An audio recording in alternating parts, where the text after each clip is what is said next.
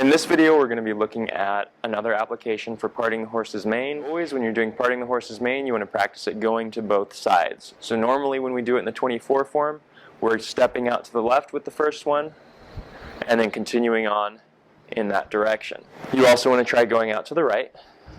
So you would bring the right leg in, you would do your first step with the right leg, and then continue in that direction. Because you want to balance your training out so that you have even training on both sides and you're not just doing things on one side. So in the previous video we talked about how the transition in parting the horse's mane is your deflection, and then you step in to do your throw. Or in that video we were doing an attack as a strike with parting the horse's mane. In this video we're going to work on the throw. So it's the same idea. If I had just done parting the horse's mane here in the form, and he threw his punch with his right hand, I could turn just like I would, transitioning and parting the horse's mane in the 24 form, step behind, and go in to parting the horse's mane.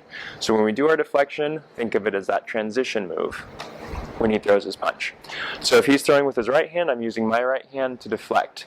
I have my right leg forward here, he throws that right punch out, I deflect it, and I pull as it comes out. Here. Notice I'm turning this foot out, so here it's harder for me to step across. Right? If my toes pointed in, it's like my hips are a door that I can't really get through easily to step through. If I open that out, I can step through really easily. So when he throws that punch, I'm going to turn and move that foot so I'm opening that door of the hips, making it easy for me to step through for the throw. So he throws his punch, I deflect, and I give it a little tug here because that's the direction it's going. I'm going to step behind with the left foot. I'm going to come in with my shoulder to uproot him here, and I'm going to sweep across here, tipping him over my leg. Here, here. And if you have good stable structure, as they start to bend back, you should be able to keep your balance and support them, holding them up so that they don't have to fall back if they don't want to. If they're comfortable with falling back, then they would do a hard fall from that point. So once again, he throws the punch with the right hand, we're just doing a straight punch. I deflect with my right hand, and I'm coming in to throw with the left. So here, deflect, pull. Step in with the left, leading with the shoulder, and just like you would do in the form, you come up and across with this hand, turning the body, shifting forward to a forward stance. So again, he's throwing with the right hand, I'm deflecting with the right. He throws, I turn. My foot has turned away from my center line, my right foot has. That sets me up to move in here. When I get that shoulder right up into his armpit, here.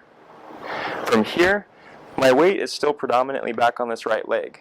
I need to shift into a forward stance. If I just shift, it pushes him.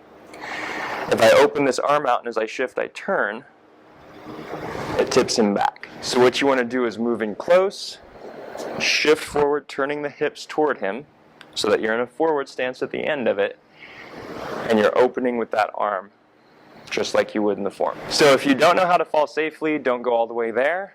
If you're comfortable with falling safely, or if you have mats to fall on and you know how to fall on them safely, go ahead and take it to the throw as many times as you can comfortably. So we're going to do the same thing from another angle. Something that I really want to point out is what your left leg is doing in relation to your opponent's legs. So when he throws that punch, I do this turn and I step behind and step in deep. Now I want contact with his leg here. The reason being is I want to make it really difficult for him to step out of this. So if I step here and there's no contact between the back of his leg and the front of mine and I try to do this throw, all he has to do is step back and it's not going to be a throw at all. I need something for him to tip over, and that's what this leg is there for. So when he throws his punch, I step in. When I step in deep, I'm actually making contact, even bumping a little bit, the back of his leg and locking that into position so it's not easy for him to step out of this. That way, when I change his structure and start to turn, it tips him over my leg instead of allowing him to step out of this throw. Some more fine points on this is after he throws his punch, and I do my deflection and step in. One thing I want to do is make sure I pull his elbow in so it's against me here. If I leave it out here, where it's really easy for him to do stuff with it, he can bend the elbow and strike there. So I want to make sure that even if I don't have it completely against me, I have him extended up through his shoulder and down this way. So it's not going to be easy for him to do any kind of strike. Safer way is to actually have it pressed against you. If you can't get it there, that's fine, but make sure you have that filled up. Make sure you have pung all the way through this motion so that this isn't a problem. The other thing is, as you can see as I do pung, it lifts this shoulder and it changes his structure so he's off balance. So when he throws this punch and I step in, I need to get my shoulder up into his armpit and start punging right there. I need that pung motion to change his structure, and as I shift forward, even if I just shift forward, it tips him. Now as I shift forward and turn, it tips him back over my leg, and it makes the throw possible. If he throws this punch, and I stay out here, the distance where I would do a strike, and I try to throw from here, it's going to be really difficult because I don't have as easy of a way to change his structure as if my whole body's in here and all I have to do is shift. Out here, I have to try to transfer that shift into my arm. Doable, but not as easy. So that's one more application for the parting the horse's main posture. Instead of using it for a strike, you can use it as a throw.